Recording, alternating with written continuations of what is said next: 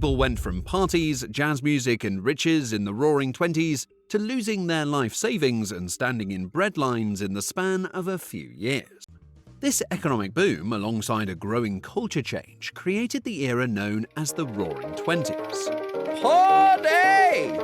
With mass production of new products and improved advertising using the radio, the age of consumerism had officially begun. To help with the demand, banks began giving out loans more freely to people, so that they could buy these new products on credit with money they didn't yet have.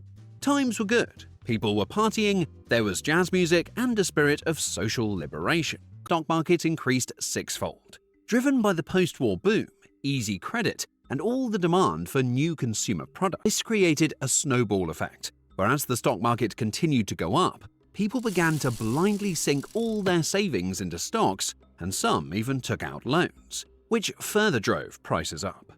When people believe no price is too high for a stock, that can be a warning sign that the price is no longer based on fundamentals, and may have been driven up to irrational levels. By the mid-1920s, the economy and demand for products had slowed drastically.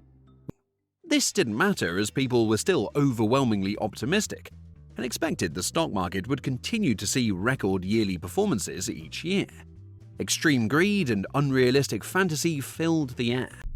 On October the 24th, 1929, a day that became known as Black Thursday, the stock market would see heavy liquidation, with a record 12.9 million shares sold, and the entire stock market fell 11%. This day marked the beginning of the Great Depression, and the following week there would be Black Tuesday, where the market fell 12%, with a record-breaking 16.4 million shares sold. People who had borrowed money to invest were crushed, and many people lost their life savings. The common belief is that the stock market crash caused the Great Depression, but this is not entirely true.